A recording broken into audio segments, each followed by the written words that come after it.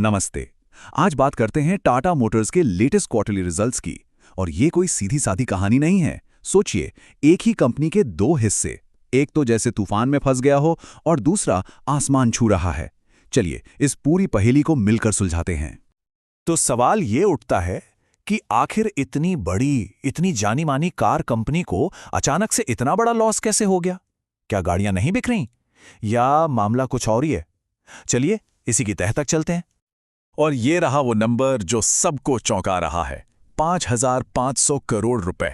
जी हां, ये है Q2 FY26 का प्रॉफिट बिफोर टैक्स लॉस। ये बहुत बड़ी रकम है और ये और भी ज्यादा चौंकाने वाली लगती है जब हम पिछले साल के नंबरों को देखते हैं। तो इस पूरी कहानी को समझने के लिए हम क्या क्या देखने वाले हैं? सबसे पहले तो देखेंगे कि ये क्वार्टर इतना अलग क्यों था। फिर JLR के साइबर इंसिडेंट की बात करेंगे जो इस कहानी का एक बड़ा मोड़ है। उसके बाद देखेंगे कि भारत का बिजनेस कैसे चमक रहा है, रिकवरी के लिए क्या हो रहा है, और आखिर में टाटा के फ्यूचर बेट्स क्या हैं। चलिए तो शुरू करते हैं पहले हिस्से से। एक क्वार्टर ऑफ कॉन्ट्रास्ट्स, मतलब एक ऐसा क्वार्टर जहां सब कुछ उल्टा पुल्टा हो गया, खासकर पिछले साल के मुकाबले। अब जरा इस चार्ट को देखिए, कहानी साफ हो जाएगी। पिछले साल सेम क्वार्टर में कंपनी को लगभग 4,777 करोड़ का प्रॉफिट था और इस साल सीधे 5,462 करोड़ का लॉस। मतलब जमीन आसमान का फर्क, एक जबरदस्त यू टर्न। तो हुआ क्या आखिर? और इस हुआ क्या का जवाब हमें यहां मिलता है। कहानी में एंट्री होती है एक विलन की। इस सारे लॉस के पीछे जो सबसे बड़ी वजह है वो है JLR, यानी जैगुआर लैंड रोवर पर हुआ एक साइबर अटैक।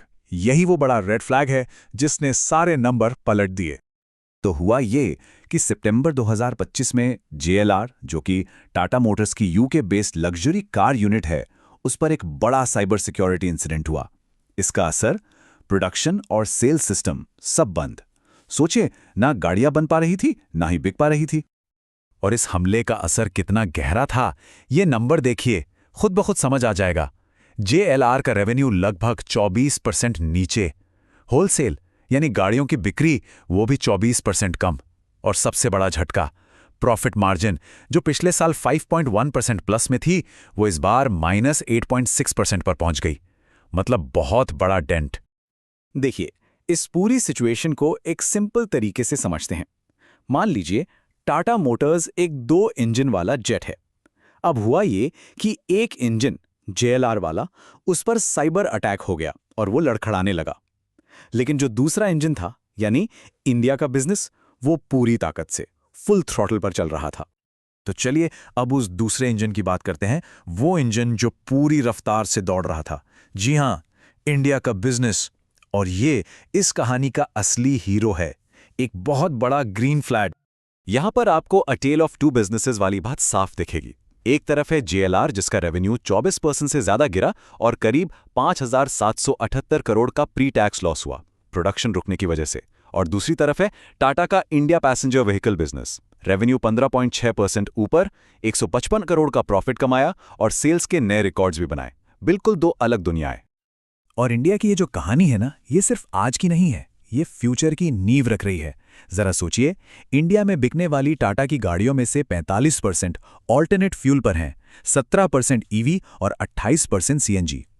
ये सिर्फ नंबर नहीं है, ये इस बात का सबूत है कि टाटा इंडिया में EV रेवोल्यूशन को लीड कर रही है और ये कंपनी के लॉन्ग टर्म ग्रोथ के लिए एक बहुत ही बड़ा ग्रीन फ्लैग है।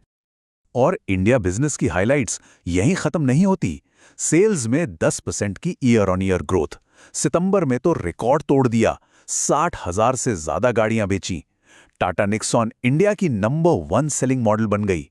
और EV बिजनेस, वो तो जैसे रॉकेट ही बन गया, 59% की ग्रोथ, अब तक का सबसे ज्यादा। ऊपर से फेस्टिव सीजन की डिमांड ने तो सोने पे सुहागा कर दिया। तो ठीक है, इंडिया का बिजनेस तो कमाल कर रहा है, लेकिन JLR वाले इंजन का क्या? उसे भी तो ठीक करना पड़ेगा। तो चलिए अब देखते हैं कि कंपनी इस मुश्किल से उभरने के लिए, यानी रिकवरी के लिए, क्या कर रही है। अच्छा, रिकवरी प्लान पर जाने से पहले एक जरूरी चीज समझ लेते हैं, फ्री कैश फ्लो। एकदम आसान भाषा में, ये वो पैसा है जो कंपनी के पास सारे खर्चे निपटाने के बाद बचता है। ये कंपनी की हेल्थ का एक बहुत बड़ा इंडिकेटर होता है। अब इस साइबर अटैक की वजह से JLR का फ्री कैश फ्लो इस क्वार्टर में नेगेटिव में था, -791 मिलियन पाउंड्स। मतलब पैसा आया नहीं बल्कि जेब से गया। तो इस सिचुएशन से निपटने के लिए जेएलआर ने फौरन एक्शन लिया।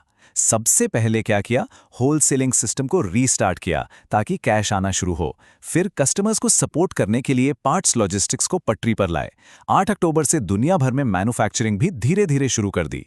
और हाँ, कैश की कमी ना हो इसके लिए 1.5 बिलियन पाउंड के लोन समेत और भी इंतजाम किए। लेकिन जाहिर है इस इंसिडेंट का असर पूरे साल के फोरकास्ट पर तो पड़ना ही था।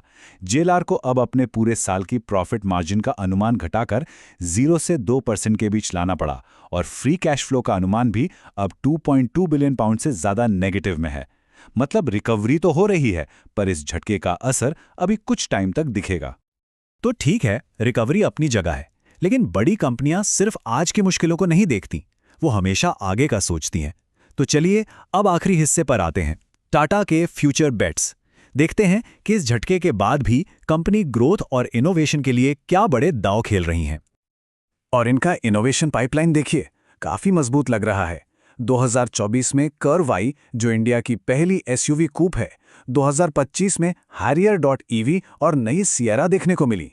और फ्यूचर में क्या है, जेएलआर के प्रीमियम ईएमए प्लेटफॉर्म को यूज करके अविन्या सीरीज की ईवीज बनाने का प्लान। तो साफ है, इनोवेशन की गाड़ी रुक नहीं रही है। तो आगे के लिए कंपनी की प्रायोरिटीज एकदम क्लियर हैं। जेएलआर के लिए फोकस है रिकवरी पर, प्रोडक्शन बढ़ाओ, आईटी सिस्टम्स को और मजबूत करो। इंडिया के लिए जो ग्रोथ की रफ्तार बनी हुई है उसे बनाए रखो, नए मॉडल्स जैसे सियरा को लॉन्च करो और ईवीज नए लॉन्च के साथ पोर्टफोलियो को और स्ट्रांग बनाना है और ज्यादा से ज्यादा लोगों तक पहुंचाना है। तो इस पूरी कहानी का निचोड़ क्या है? निचोड़ यह है कि कंपनी के इंटरनेशनल बिजनेस को एक बहुत बड़ा बाहरी झटका लगा, एक एक्सटर्नल शॉक। लेकिन इंडिया के बिजनेस की जबरदस्त ताकत और मजबूती ने उस झटके को काफी हद तक बैलेंस कर लिया। ये सच में एक ही कंपनी के अंदर दो अलग अलग कहानियां हैं। तो आखिर में सवाल यही बचता है, एक तरफ जेएलआर रिकवर कर रहा है और दूसरी तरफ इंडिया का बिजनेस बूम कर रहा है। तो क्या अब टाटा मोटर्स हाई गियर में शिफ्ट होने के लिए पूरी तरह से तैयार है? खैर, इसका जवाब तो आने वाला वक्त ही देगा।